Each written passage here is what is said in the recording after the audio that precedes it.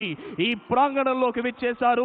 వారిని స్వాగతం పలికేందుకై ఆంధ్రప్రదేశ్ రాష్ట్ర గవర్నర్ శ్రీ బిశ్వభూషణ్ హరిచందన్ గారు కూడా ఈ ప్రాంగణంలో విచ్చేశారు. దేశ కీర్తి ప్రతిష్టలను ధరణితల నల్లు చెరుగులా చాటి చెప్తోన్న భారతమాత ముద్దు బిడ్డ, అసాధారణ ప్రతిభావంతులు భారతదేశ ప్రధానమంత్రి శ్రీ నరేంద్ర మోదీ గారికి స్వాగతం పలుకుతున్నారు. ఆంధ్రప్రదేశ్ రాష్ట్ర ముఖ్యమంత్రి వర్యులు శ్రీ వైఎస్ జగన్మోహన్ రెడ్డి గారు, ఆంధ్రప్రదేశ్ రాష్ట్ర గవర్నర్ శ్రీ బిశ్వభూషణ్ హరిచందన్ గారు, గౌరవనీయులైన ప్రధానమంత్రి వర్యులు అనేక మంది ఎంపీలను తదితర అతిథులను పలకరిస్తూ ముందుకు కొనసాగుతున్నారు.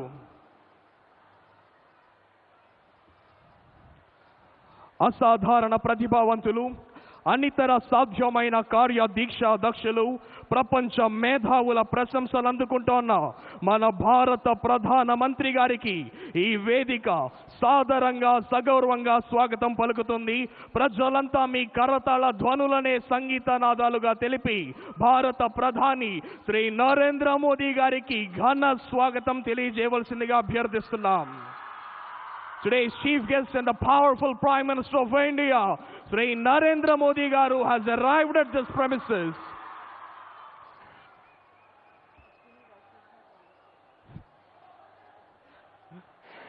కేంద్ర రైల్వే మరియు సమాచార సాంకేతిక శాఖ మంత్రులు శ్రీ అశ్విని వైష్ణవ్ గారు వేదికను అలంకరించారు. వారికి హార్దిక స్వాగతం తెలియజేస్తున్నాం.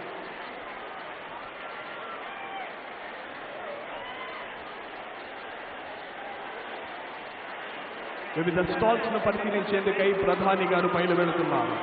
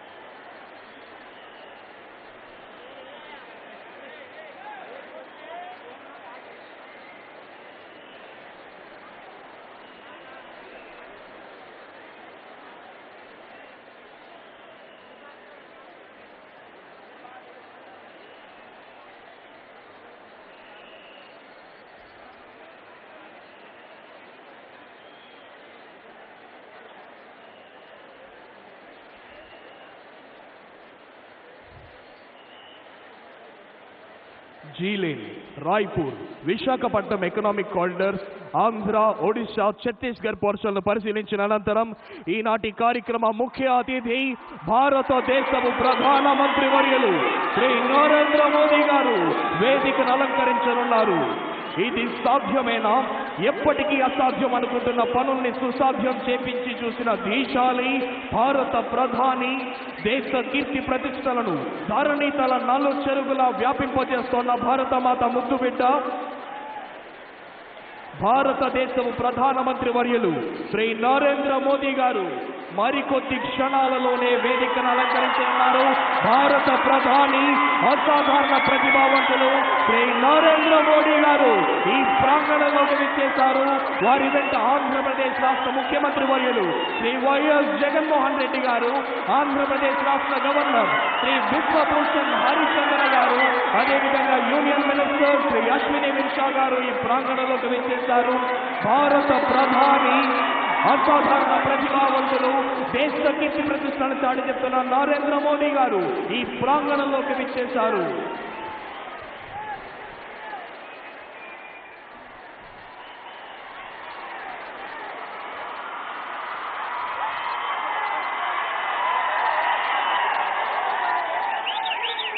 नमस्कार।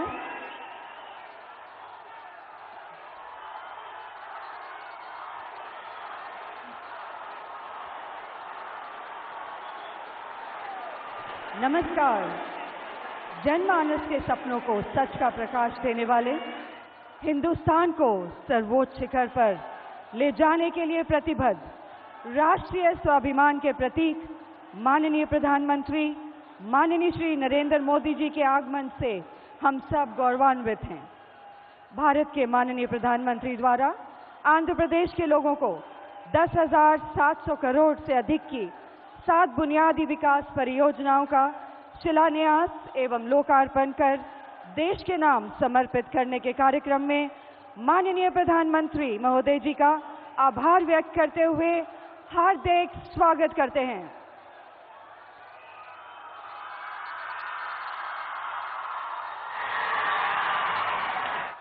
मंच पर आसीन गणमान्य अतिथिगण, श्री बिश्वभूषण हरिचंदन जी आंध्र प्रदेश के माननीय राज्यपाल, श्री वाईएस जगनमोहन रेड्डी जी आंध्र प्रदेश के माननीय मुख्यमंत्री,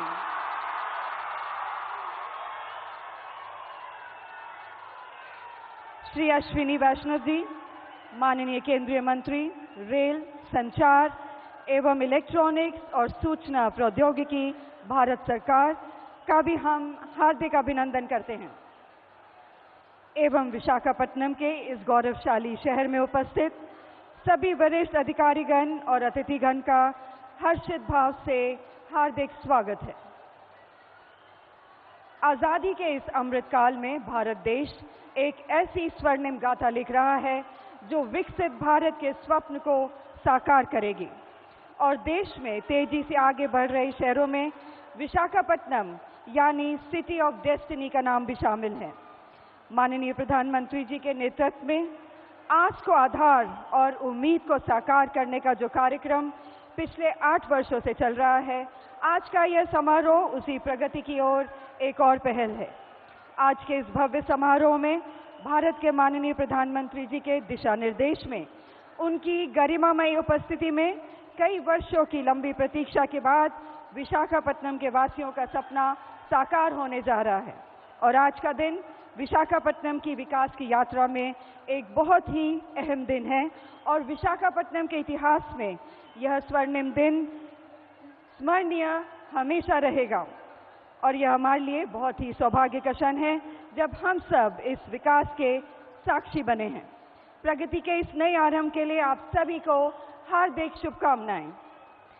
इस प्रतिम अवसर पर आभार स्वरूप विशाखापट्टनम के वासियों की ओर से निवेदन है आंध्र प्रदेश के माननीय मुख्यमंत्री श्री वाईएस जगनमोहन रेड्डी जी से कि वे स्मृति चिन्ह एवं शॉल भेंट कर माननीय प्रधानमंत्री जी का औपचारिक रूप से स्वागत और सम्मान करें।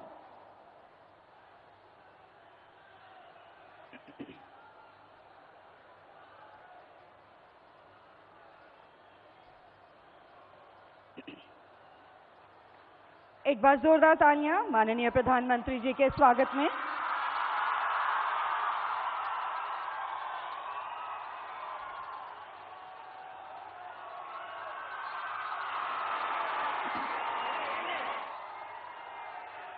माननीय मुख्यमंत्री जी से निवेदन है एक स्मृति चिन्ह भेंट कर माननीय प्रधानमंत्री जी का स्वागत और सम्मान करें।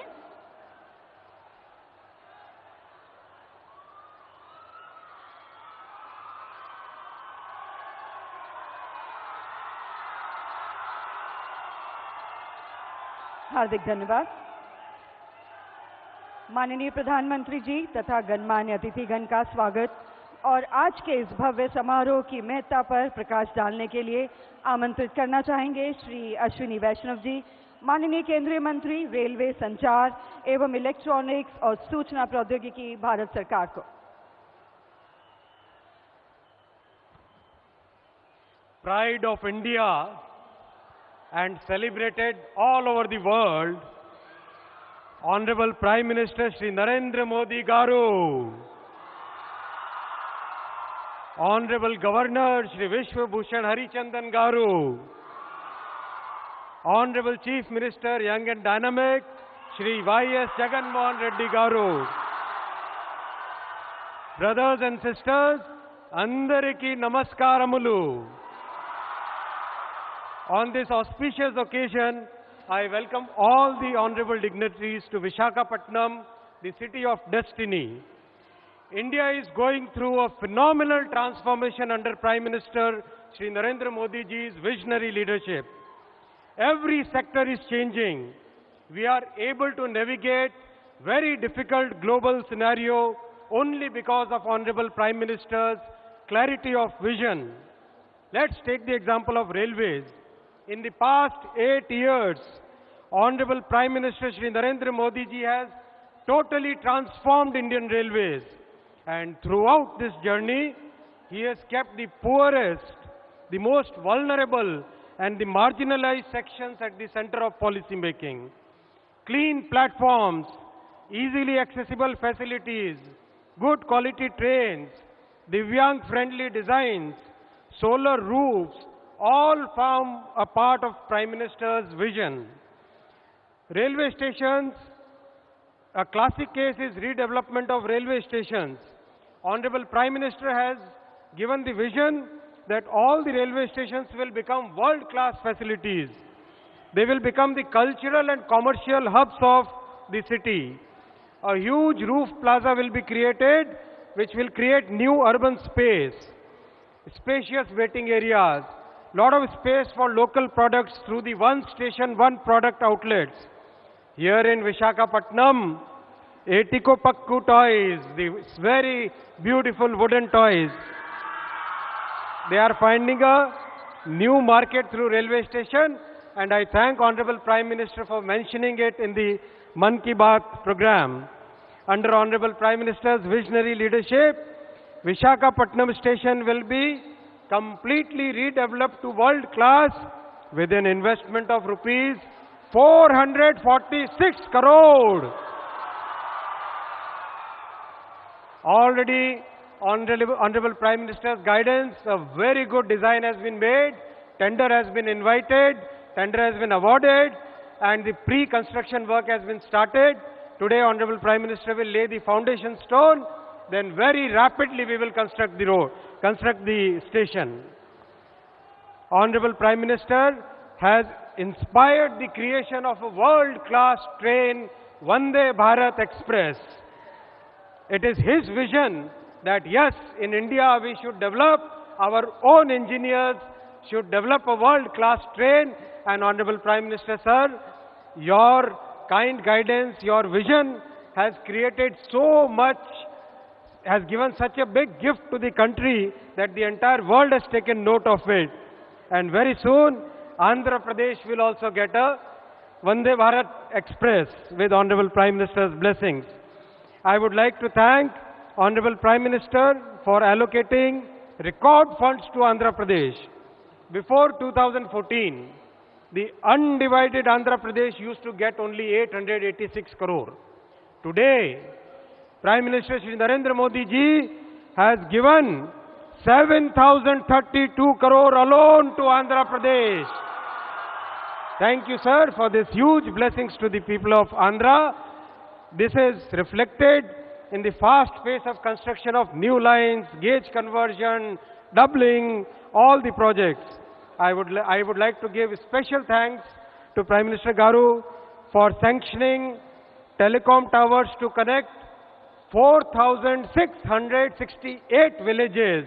With this, each and every remote village of Andhra will get world-class mobile connectivity, whether it is new station, new airports, new trains, economic corridors, new telecom towers, India defense production.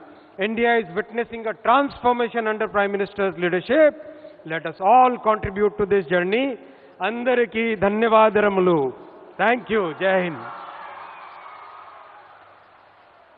हार्दिक धन्यवाद। और अब निवेदन है आंध्र प्रदेश के माननीय मुख्यमंत्री महोदय श्री वाई.एस. जगनमोहन रेड्डी जी से कि वह सभा को संबोधित करें।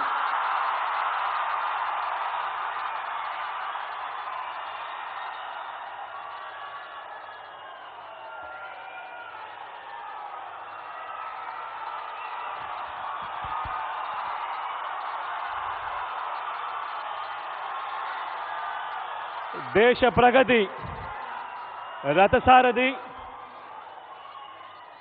గౌరవనీయులు పెద్దలు ప్రధానమంత్రి శ్రీ నరేంద్ర మోడీ గారికి, రాష్ట్ర గవర్నర్ శ్రీ బిశ్వభూషణ్ హరిచందన్ గారికి, కేంద్ర మంత్రివర్యులకు, ఇక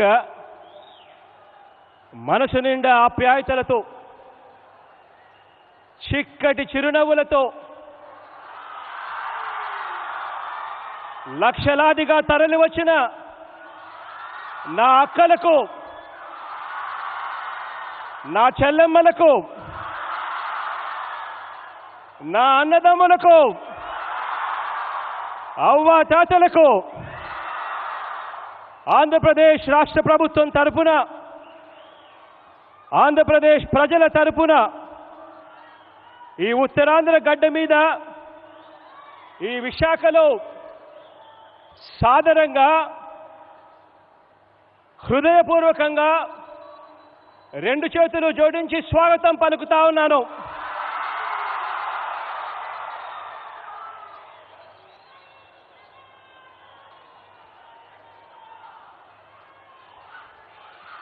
ఈరోజు చారిత్రక ఆంధ్ర యూనివర్సిటీ ప్రాంగణంలో ఒకవైపు సముద్రం కనిపిస్తూ ఉంది, మరోవైపు జన సముద్రం కనిపిస్తూ ఉంది. ఈవేళ ఇక్కడ కార్తీక పౌర్ణమి వేళ ఎగసిపడిన సముద్రపు కెరటాలకు మించి ఈ రోజున జనకెరటం ఇక్కడ ఊవెత్తున ఎగసిపడుతూ కనిపిస్తూ ఉంది. ఈరోజు ఇక్కడ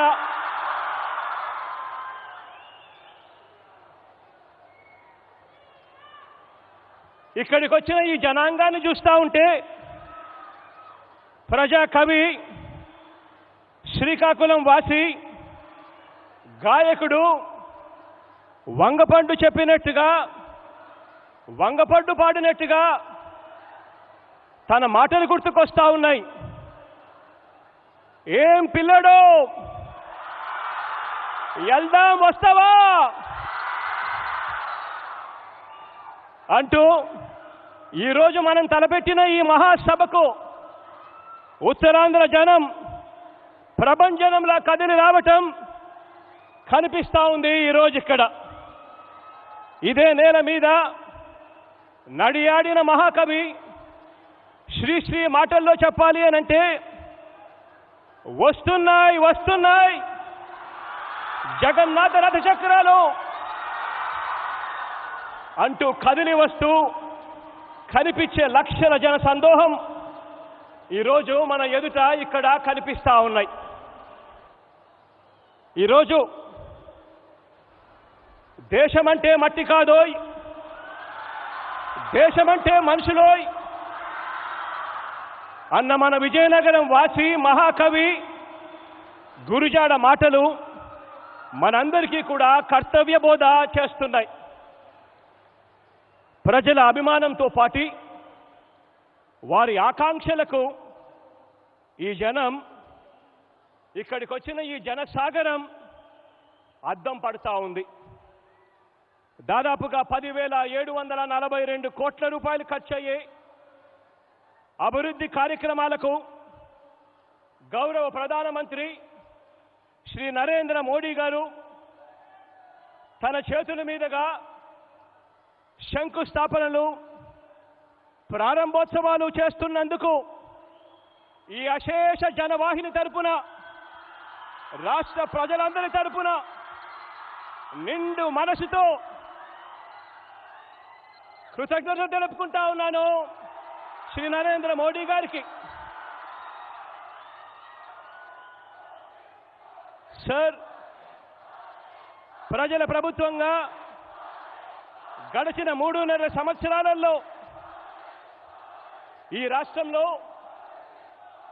పిల్లల చదువులైతేనేమి, ప్రజలందరికీ వైద్యం, ఆరోగ్యం అయితేనేమి, రైతుల సంక్షేమం అయితేనేమి, సామాజిక న్యాయం అయితేనేమి, మహిళా సంక్షేమం అయితేనేమి, అభివృద్ధి, పరిపాలన, ఈ రెండింటిని వికేంద్రీకరణ అయితేనేమి, పారదర్శకత, గడప వద్దకే పరిపాలన అయితేనేమి, ఇవి ఈ 3.5 సంవత్సరాలుగా మన రాష్ట్రంలో మా ప్రాధాన్యతలుగా అడుగులు వేశాం. సార్, ఒక రాష్ట్రంగా ఆంధ్రప్రదేశ్ నిలదొక్కుకోవడము అని అంటే ఈ రాష్ట్రంలోని ప్రతి గ్రామము, ప్రతి ఇంట, ప్రతి ఒక్క కుటుంబం నిలదొక్కుకోవడం అని నమ్మి ఇంటింట ఆత్మవిశ్వాసాన్ని నింపడానికి మా ఆర్థిక వనరుల్లో ప్రతి రూపాయి కూడా సద్వినియోగం చేశాం సార్. ఒక రాష్ట్ర ప్రభుత్వంగా మా శక్తి మేరకు మేము చేస్తున్న ప్రయత్నాలకు పెద్దలు, సహృదయులు అయిన మీరు మీ సహాయ సహకారాలు మరింతగా అందించి మమ్మల్ని ఆశీర్వదించాలని ఈ సభాముఖంగా ప్రధానమంత్రి గారిని కోరుతా ఉన్నాను.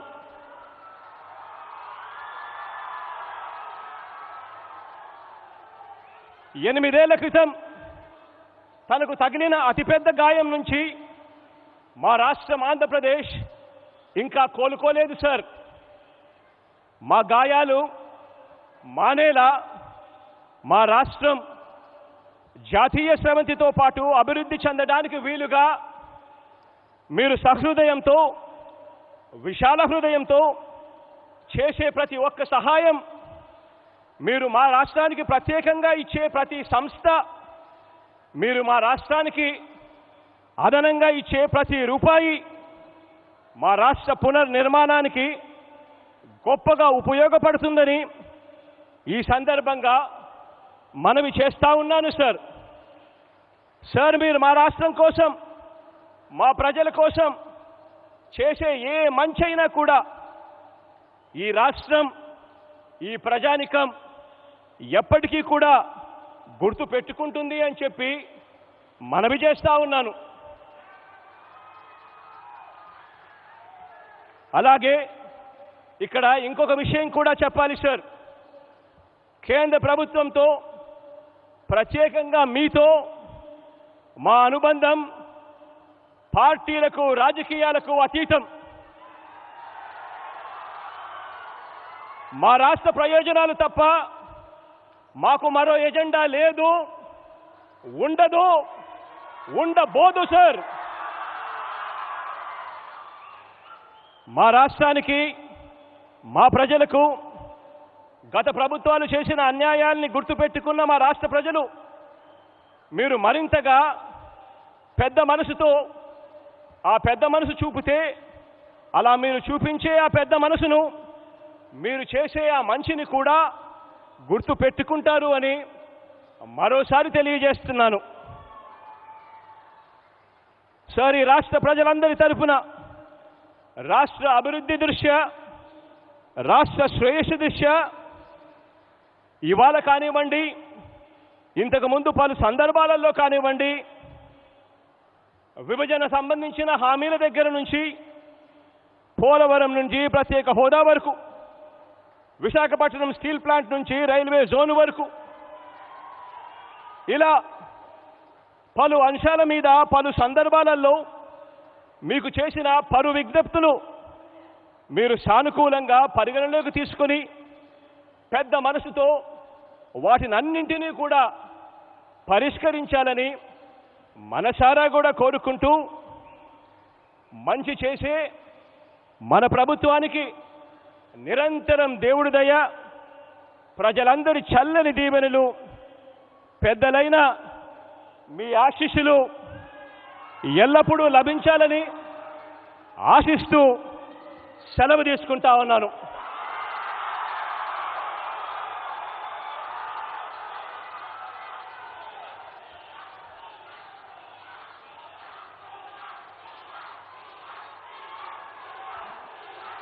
माननीय मुख्यमंत्री महोदय जी का हार्दिक धन्यवाद।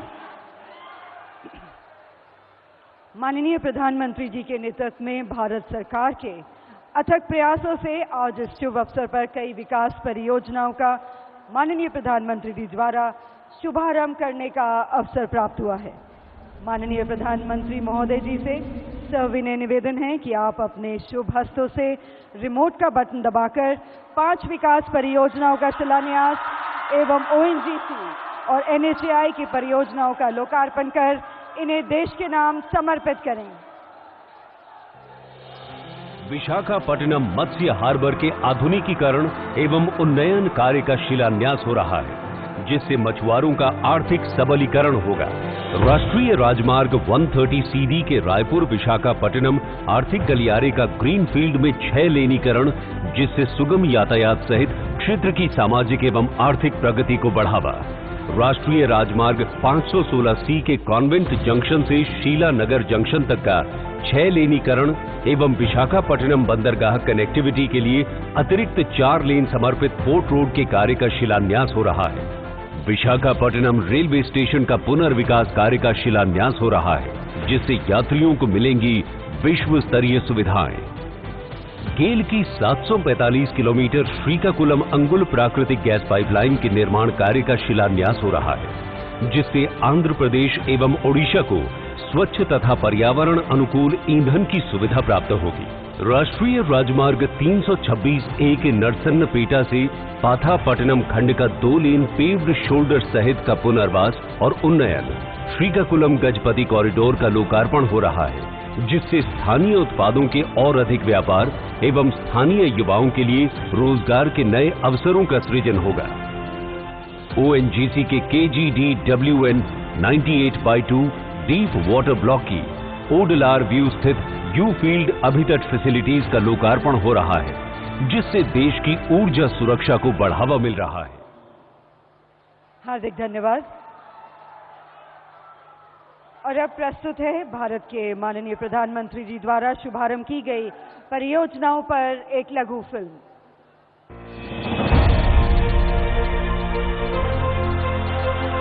नए भारत की नई तस्वीर अब बस एक सपना नहीं, ये प्रगति का प्रत्यक्ष सरोवर बन यहां के करोड़ों देशवासियों की आकांक्षाओं को सींच रहा है। आज मैं गर्व के साथ कहता हूं, 125 करोड़ हिंदुस्तानी नई आशा, उमंग और आकांक्षाओं से भरे हुए, और इसके कारण मुझे लगता है कि मेरा देश नई ऊंचाइयों को पार करके रहेगा, सपनों को साकार करके रहेगा। ये भव्य सरोवर फैलते फैलते आज हमें ले आया है विशाखापट्टनम। आज आंध्र प्रदेश के विशाखापट्टनम को मिलने जा रहा है 10,000 करोड़ रुपए से अधिक की विकासमयी परियोजनाओं का उपहार।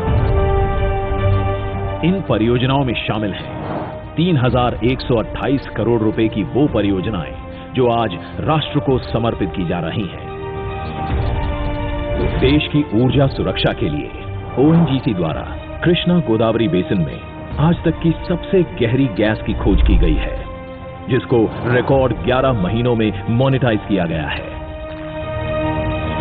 इस खोज में 3 गैस के कुएं हैं जिनकी गैस उत्पादन क्षमता करीब 3 MMSCMD है।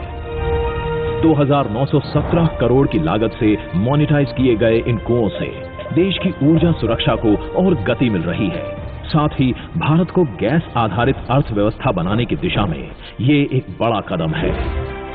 रोड कनेक्टिविटी को बेहतर करते हुए NH 326A के आंध्र प्रदेश के 42 किलोमीटर के खंड को पेव्ड शोल्डर कॉन्फ़िगरेशन के साथ 2 लेन में विकसित किया गया है। पथापट्टनम से शुरू होकर नरसन्नापेटा के पास NH 16 जंक्शन पर राष्ट्रीय मार्ग का यह हिस्सा समाप्त होता है। ये राष्ट्रीय मार्ग ओडिशा के गजपति जिले को आंध्र प्रदेश के श्रीकाकुलम जिले से जोड़ता है। 211 करोड़ रुपए की लागत से बनकर तैयार हुए NH 326A के इस खंड के विकास से आंध्र प्रदेश और ओडिशा राज्यों के बीच बेहतर संपर्क सुनिश्चित होगा। आंध्र प्रदेश की अर्थव्यवस्था को और तेज गति देने के लिए लगभग 7,600 करोड़ रुपए की अन्य परियोजनाओं का शिलान्यास भी आज किया जा रहा है, जिनमें शामिल हैं मल्टी मोडल कनेक्टिविटी को सशक्त करते हुए रायपुर और विशाखापट्टनम के बीच 465 किलोमीटर का इकोनॉमिक कॉरिडोर। इस कॉरिडोर की कुल 465 किलोमीटर लंबाई में से 100 किलोमीटर लंबाई आंध्र प्रदेश राज्य में पड़ती है। परियोजना की कुल लागत 15,400 करोड़ रुपए होगी, जिसमें से आंध्र प्रदेश के भाग की लागत 3,778 करोड़ रुपए होगी। इस परियोजना में 12 पुल, 27 अंडरपास, 26 बड़े पुल, 34 छोटे पुल, 1 ROB और 6 इंटरचेंज का निर्माण शामिल है। इससे छत्तीसगढ़ और ओडिशा के औद्योगिक नोड्स का विशाखापट्टनम बंदरगाह और चेन्नई कोलकाता राष्ट्रीय राजमार्ग संख्या 16 से तेज संपर्क सुनिश्चित होगा। विशाखापट्टनम में पोर्ट कनेक्टिविटी को और बेहतर करने और शहर में ट्रैफिक के कंजेशन को कम करने के लिए 566 करोड़ रुपए की लागत से कॉन्वेंट जंक्शन से शीलानगर जंक्शन तक मौजूदा 4 लेन वाले मार्ग को 6 लेन में चौड़ा किया जा रहा है और पोर्ट की ओर जाने वाले ट्रैफिक के लिए अतिरिक्त समर्पित 4 लेन कॉरिडोर भी बनाया जा रहा है। आंध्र प्रदेश और ओडिशा में स्वच्छ और गुणवत्तापूर्ण ऊर्जा की आपूर्ति के उद्देश्य से 2,658.34 करोड़ रुपए की लागत से गेल इंडिया लिमिटेड बना रही है श्रीकाकुलम आंध्र प्रदेश से अंगुल ओडिशा तक 745 किलोमीटर लंबी प्राकृतिक गैस पाइपलाइन। 6.65 MMSCMD कैपेसिटी वाली पाइपलाइन आंध्र प्रदेश के विभिन्न जिलों में घरेलू उद्योगों, वाणिज्यिक इकाइयों और ऑटोमोबाइल क्षेत्रों में प्राकृतिक गैस की आपूर्ति के लिए महत्वपूर्ण बुनियादी ढांचे का निर्माण करेगी, जो पर्यावरण के अनुकूल और किफायती है। विशाखापट्टनम आने वाले टूरिस्ट और औद्योगिक यात्रियों को बेहतर सुविधाएं प्रदान करने के लिए यहाँ के रेलवे स्टेशन का नवीनीकरण किया जा रहा है। लगभग 447 करोड़ रुपए की लागत से होने वाली इस मेजर अपग्रेडेशन से वाइजैक रेलवे स्टेशन में यात्री अनुकूल सुविधाएं प्रदान की जाएंगी। इस अपग्रेडेशन से ये रेलवे स्टेशन प्रतिदिन 2 लाख यात्रियों का लोड ले पाएगा। इसके अतिरिक्त शिलान्यास किया जा रहा है विशाखापट्टनम फिशिंग हार्बर के मॉडर्नाइजेशन और अपग्रेडेशन का। प्रधानमंत्री मत्स्य संपदा योजना के अंतर्गत लगभग 152 करोड़ की लागत से होने वाले इस अपग्रेडेशन से मछुआरों की कई चुनौतियों का निवारण होगा।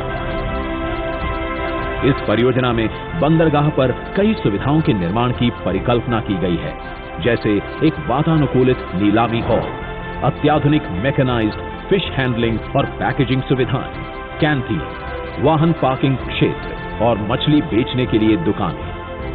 इस मॉडर्नाइजेशन और अपग्रेडेशन से इस फिशिंग हार्बर की हैंडलिंग क्षमता 150 टन से दुगनी होकर 300 टन प्रतिदिन हो जाएगी और जेटी में टर्न अराउंड समय 8 घंटे से घटकर 4 घंटे हो जाएगा। नए भारत की नई तस्वीर बदलने जा रही है अब आंध्र प्रदेश के आने वाले कल की छवि।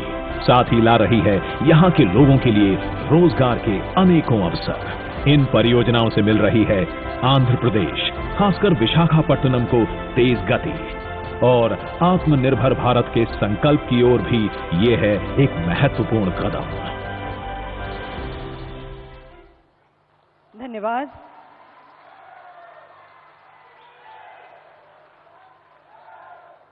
इन ऐतिहासिक क्षणों को अपनी मौजूदगी से गौरवशाली बनाने के लिए भारत के माननीय प्रधानमंत्री माननीय श्री नरेंद्र मोदी जी का आभार व्यक्त करते हुए निवेदन करना चाहेंगे कि आप अपने प्रेरणात्मक संदेश के साथ हम सबका मार्गदर्शन करें।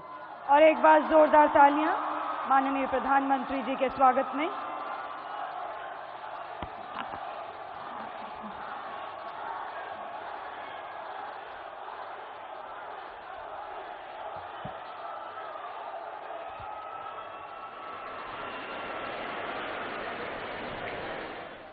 ప్రియమైన సోదరి సోదరులారా नमस्कारम। आंध्र प्रदेश के गवर्नर श्री विश्वभूषण जी, मुख्यमंत्री भाई जगन मोहन रेड्डी जी, मंत्रिमंडल में मेरे सहयोगी अश्विनी वैष्णव जी,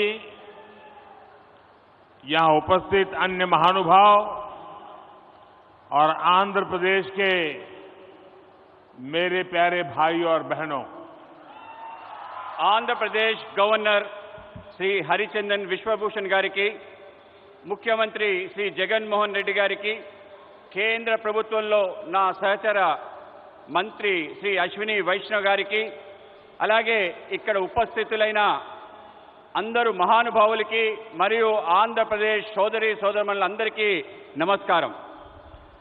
कुछ महीने पहले ही मुझे विप्लव विरुडु अल्लूरू सीताराम राजू जी की 125वीं जन्म जयंती के कार्यक्रम में आप सबके बीच आने का सौभाग्य मिला था। కొన్ని నెలల ముందు నేను విప్లవ వీరుడు అల్లూరి సీతారామరాజు 120వ జన్మ జయంతికి వచ్చే సౌభాగ్యం కలిగింది।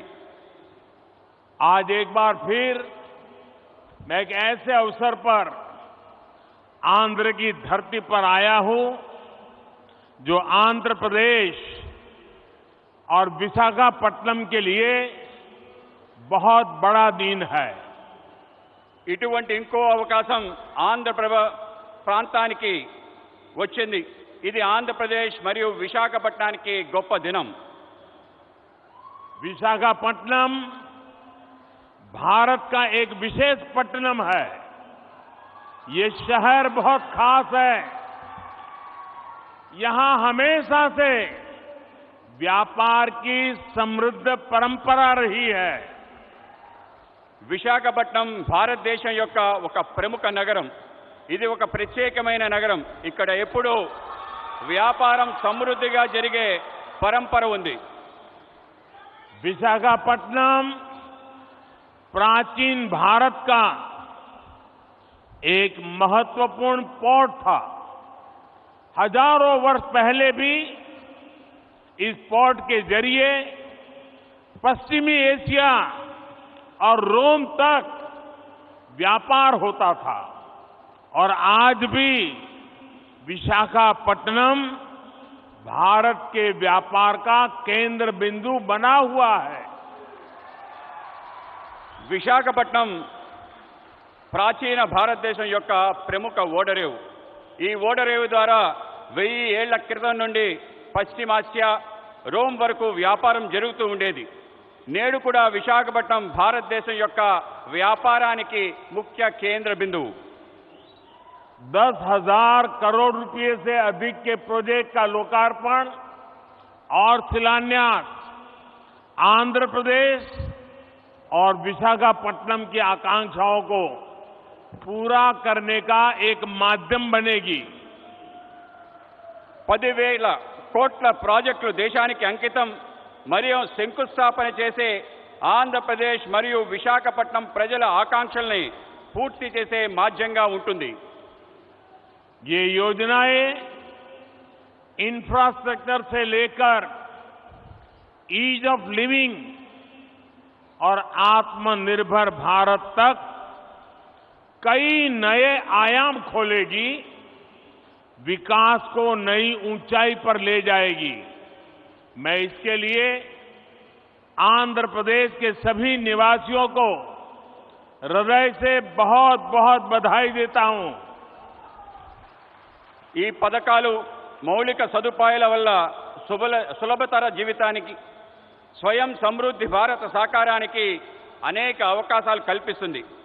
ఇది అభివృద్ధి యొక్క కొత్త శిఖరాలు చేరుకోవడానికి తోడ్పాటు అందిస్తుంది. నేను ఇందుకోసం ఆంధ్రప్రదేశ్లో నివాసం ఉంటున్న అందరికీ హృదయపూర్వక అభినందనలు తెలుపుతున్నాను.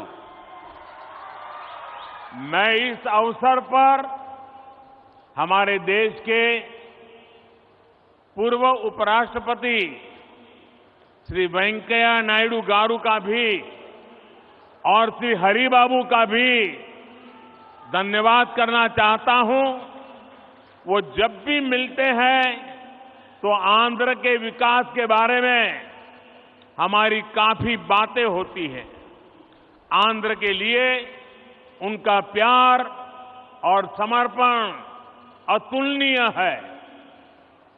నేను ఈ సందర్భంగా మన దేశ మాజీ ఉపరాష్ట్రపతి శ్రీ వెంకయ్య నాయుడు గారికి, హరిబాబు గారికి ధన్యవాదాలు తెలియజేస్తున్నాను. వాళ్ళు ఎప్పుడు నన్ను కలిసినా ఆంధ్ర ప్రాంతం యొక్క అభివృద్ధి, వికాసం గురించే మాట్లాడుతుండేవారు. ఆంధ్ర ప్రాంత ప్రజల పట్ల వాళ్ళకి ప్రేమ, అంకిత భావం కొలమానం లేనిది. साथियों, आंध्र प्रदेश के लोगों की एक बहुत खास बात होती है कि वो स्वभाव से बहुत स्नेही और उद्यमी होते हैं।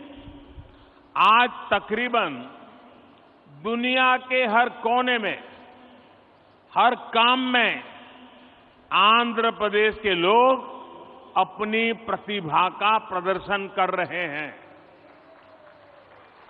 మిత్రులారా, ఆంధ్రప్రదేశ్ ప్రజలకి ఒక ప్రత్యేకత ఉంది. వాళ్ళు స్వభావరీత్యా స్నేహపూర్వకంగా, ఔత్సాహికంగా కలిగి ఉంటారు. నేడు ప్రపంచంలో అనేక చోట్ల అన్ని పనుల్లో ఆంధ్ర ప్రాంతం వాళ్ళు తమ ప్రతిభను కనపరుస్తున్నారు. बात चाहे एजुकेशन की हो या एंटरप्राइज की, टेक्नोलॉजी की हो या मेडिकल प्रोफेशन की, हर क्षेत्र में आंध्र प्रदेश के लोगों ने अपनी विशिष्ट पहचान बनाई है।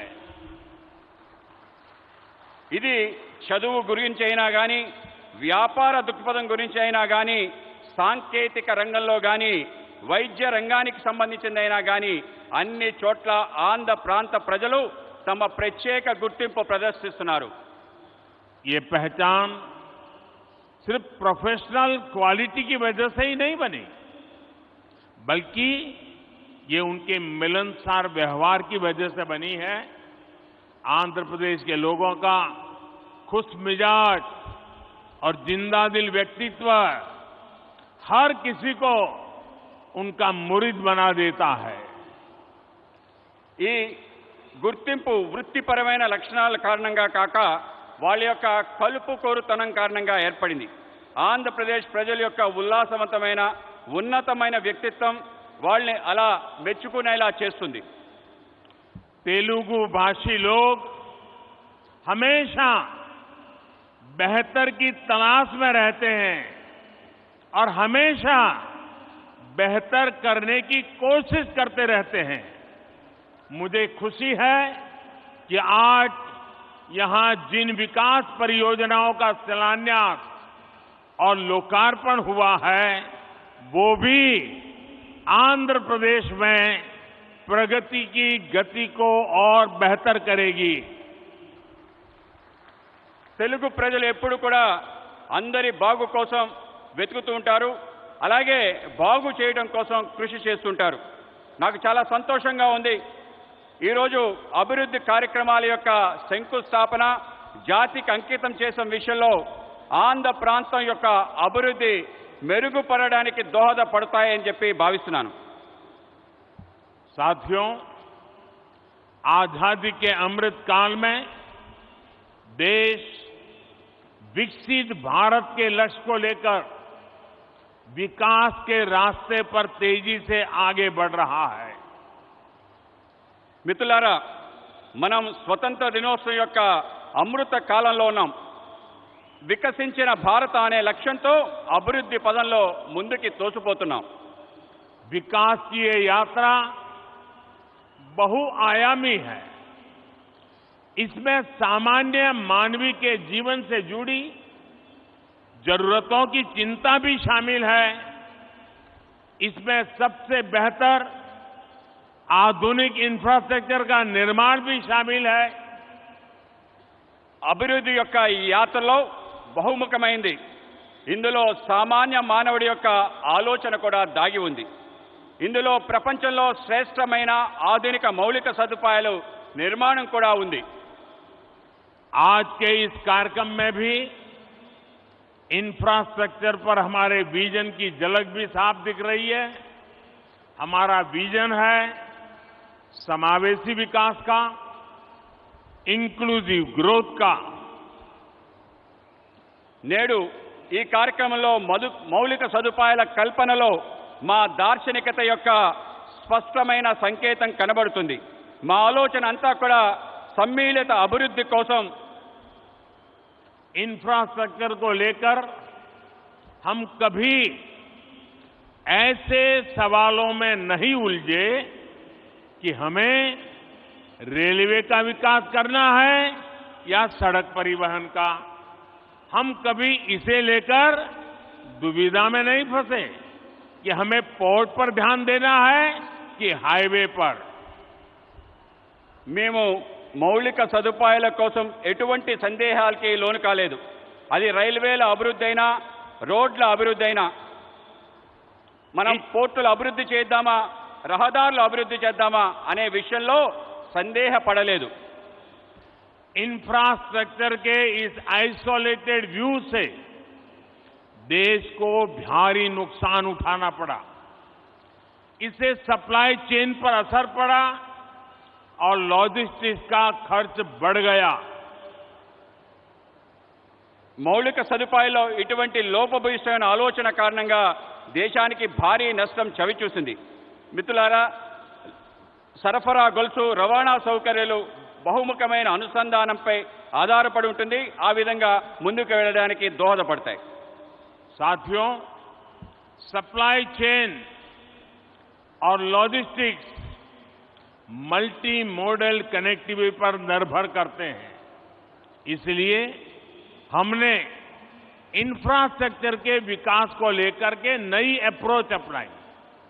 हमने विकास के इंटीग्रेटेड व्यू को महत्व दिया. మిత్రులారా, సరఫరా గొలుసు బహుముఖమైన అనుసంధానంపై ఆధారపడి ఉంటుంది. ఇందుకోసం మేము మౌలిక సదుపాయాల కోసం ప్రత్యేకమైన ఒక కొత్త పద్ధతిని ప్రారంభించాం. మౌలిక సదుపాయాలు ఏకీకృత ఆలోచనలకు పెద్దపీట వేశాము. आज जिस इकोनॉमिक कॉरिडोर की नींव रखी गई है उसमें 6 लेन वाली सड़क का प्रावधान है. पोर्ट तक पहुंचने के लिए एक अलग सड़क भी बनाई जाएगी. एक तरफ हम विशाखापट्टनम रेलवे स्टेशन को संवार रहे हैं तो दूसरी तरफ फिशिंग हार्बर को अत्याधुनिक बना रहे हैं. నేడు ఎకనామిక్ కారిడార్ ఆర్థిక లోగుల గురించి ఆలోచిస్తున్నాము. అందులో 6 రోడ్ల సదుపాయం గురించి ఉంది. పోర్టు వరకు చేరడం కోసం ఒక ప్రత్యేకమైన రోడ్డు నిర్మాణం చేయడం జరుగుతుంది. ఒక పక్క విశాఖపట్నం రైల్వే స్టేషన్ని ఆధునీకరిస్తున్నాయి, ఇంకో పక్క మన చేపల రేవుని కూడా ఆధునీకరిస్తున్నాం. साथियों, इंफ्रास्ट्रक्चर का ये इंटीग्रेटेड व्यू पीएम गति शक्ति नेशनल मास्टर प्लान की वजह से संभव हुआ है. गति शक्ति प्लान से न सिर्फ इंफ्रास्ट्रक्चर निर्माण की रफ्तार तेज हुई है, बल्कि इससे परियोजनाओं पर लगने वाला खर्च भी कम हुआ है. మిత్రులారా, మౌలిక సదుపాయాల ఏకీకృత ఆలోచన కారణంగా ప్రధానమంత్రి గతిశక్తి జాతీయ ప్రణాళిక కారణంగా జరుగుతుంది. మిషన్ గతిశక్తి ద్వారా మౌలిక సదుపాయాల వేగం పెరుగుతుంది. దీంతో పాటు అనేక ప్రాజెక్టులపై జరిగే ఖర్చు బాగా తగ్గుతుంది. मल्टी मॉडल ट्रांसपोर्ट सिस्टम ही हर शहर का भविष्य है और विशाखापट्टनम ने इस दिशा में कदम बढ़ा दिया है. మల్టీ మోడల్ లాజిస్టిక్స్ బహుముఖమైన రవాణా వ్యవస్థ ప్రతి నగరం యొక్క భవిష్యత్. విశాఖపట్నం కూడా ఈ దశగా ముందడుగు వేస్తుంది.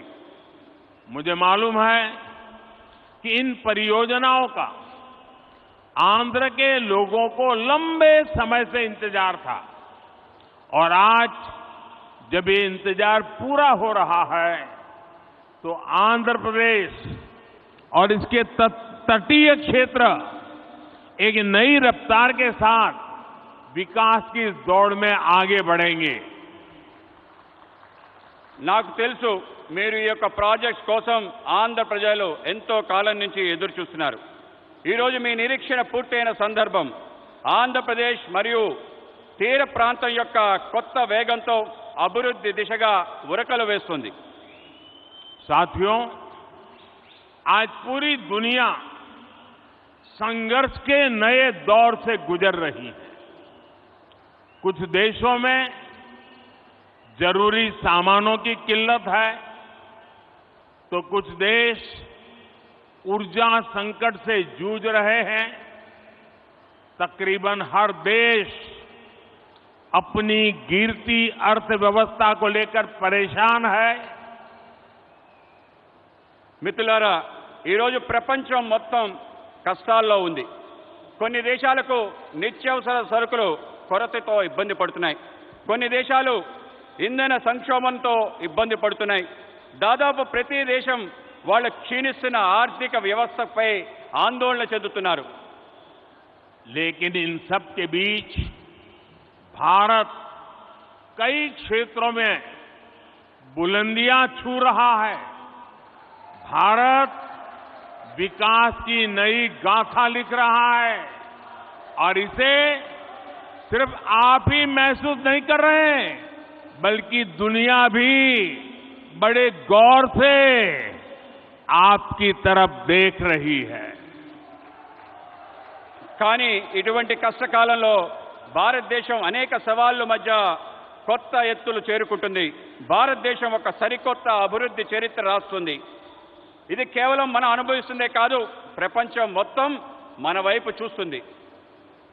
आप देख रहे होंगे कि कैसे एक्सपर्ट और बुद्धिजीवी भारत की प्रशंसा कर रहे हैं.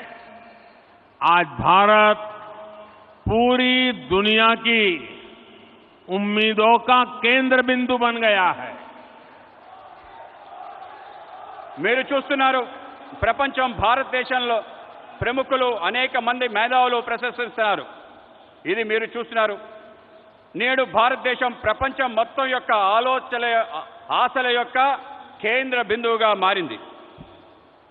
ऐसा इसलिए संभव हुआ है क्योंकि आज भारत अपने नागरिकों की आशाओं, आवश्यकताओं को सर्वोपरि रखते हुए काम कर रहा है. हमारी हर पॉलिसी, हर फैसला सामान्य मानवीय के जीवन को बेहतर बनाने के लिए है. ఇది ఎందుకైందంటే ఇప్పుడు భారత్ వాళ్ళ పౌరుల యొక్క ఆకాంక్షలను, ఆశల్ని ప్రధానంగా తీసుకుని పనిచేస్తుంది.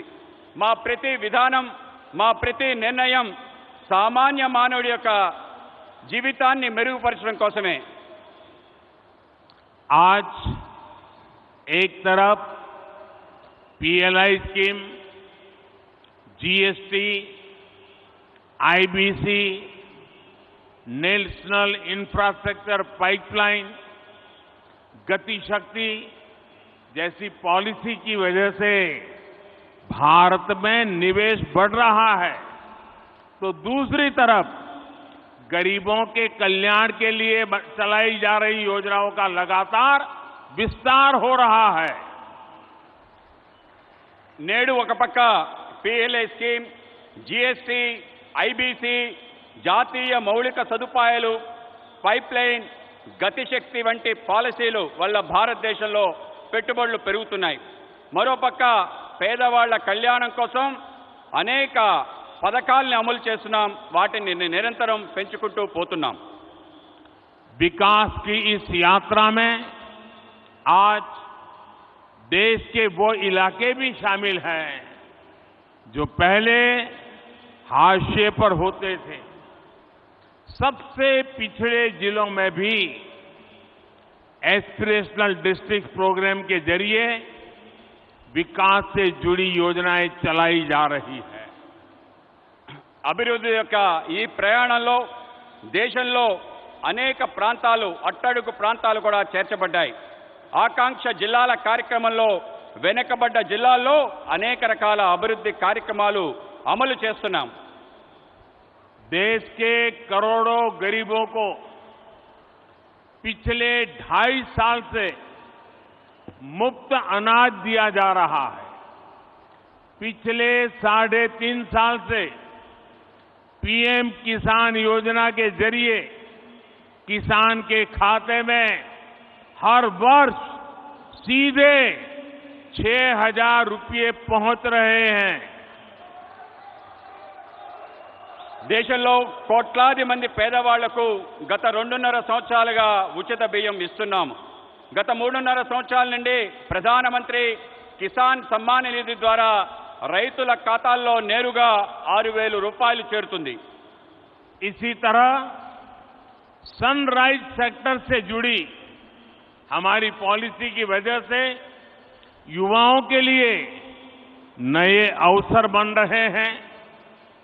ड्रोन से लेकर गेमिंग तक, स्पेस से लेकर स्टार्टअप्स तक हर क्षेत्र को हमारी पॉलिसी की वजह से आगे बढ़ने का मौका मिल रहा है.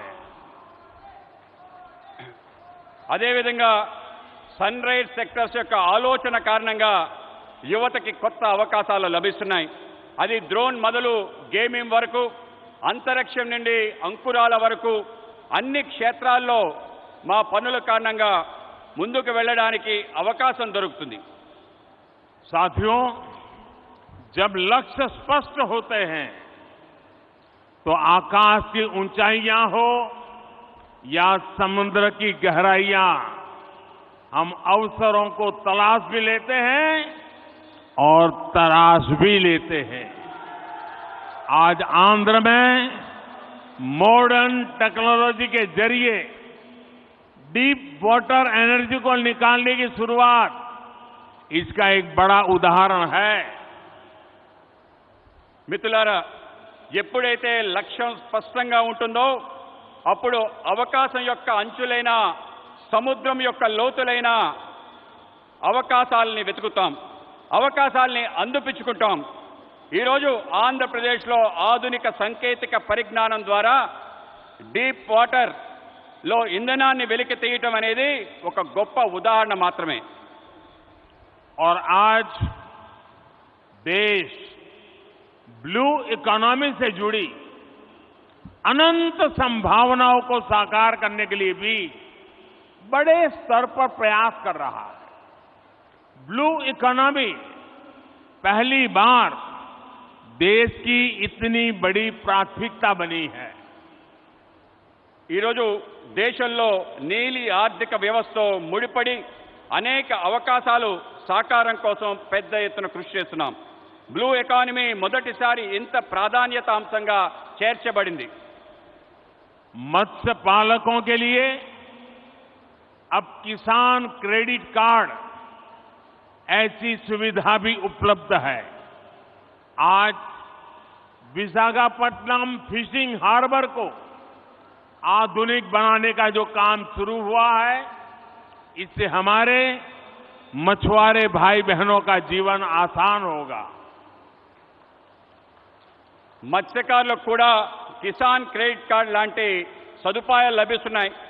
ఈరోజు విశాఖపట్నం యొక్క మత్స్య రేవు ఆధునీకరణ పని ప్రారంభమవుతుంది. దీనివల్ల మత్స్యకార సోదరి సోదరుమణుల యొక్క జీవితం సులభతరం అవుతుంది.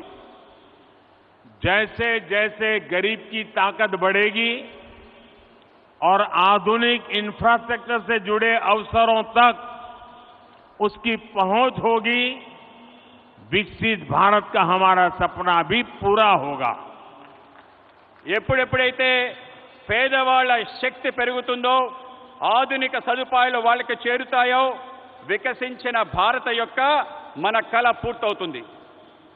साथियों, समुद्र सदियों से भारत के लिए समृद्धि और संपन्नता का स्रोत रहा है और हमारे समुद्र तटों ने इस समृद्धि के लिए गेटवे का काम किया है. आज देश में पोर्ट लेड डेवलपमेंट के लिए जो हजारों करोड़ रुपए की परियोजनाएं चल रही है, भविष्य में उनका और विस्तार होगा. మిత్రులారా, సముద్రం పూర్వకాలం నుండి భారత్ యొక్క సమృద్ధి సంపద తేవటంలో ఆధారంగా ఉంది. సముద్ర తీరాలు మన సమృద్ధి యొక్క ముఖ్య ద్వారాలుగా మారాయి. ఈరోజు దేశంలో రేవులు, భూములు, అభివృద్ధి వేల కోట్ల రూపాయలలో ప్రాజెక్టులు నడుస్తున్నాయి.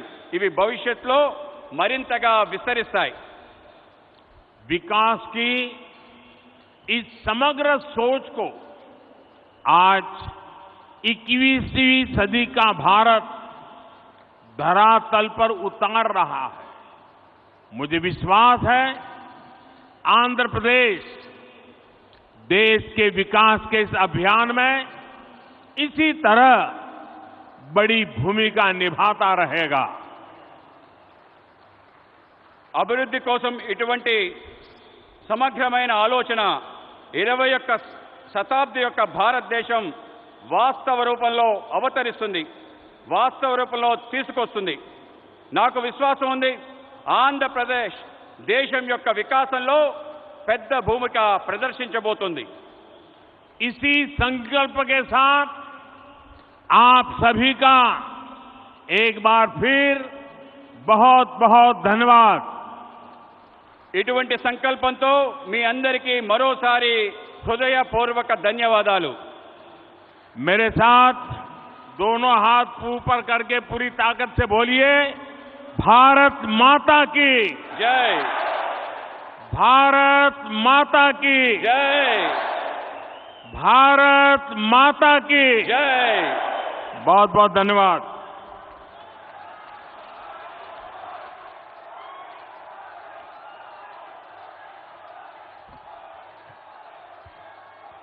माननीय प्रधानमंत्री जी का पुनः आभार व्यक्त करते हुए हार्दिक धन्यवाद करना चाहते हैं कि आपने अपने कीमती समय में से वक्त निकाला और आंध्र प्रदेश के वासियों के लिए विकास परियोजनाओं का शिलान्यास एवं अनावरण किया. एक बार जोरदार तालियां माननीय प्रधानमंत्री जी के लिए.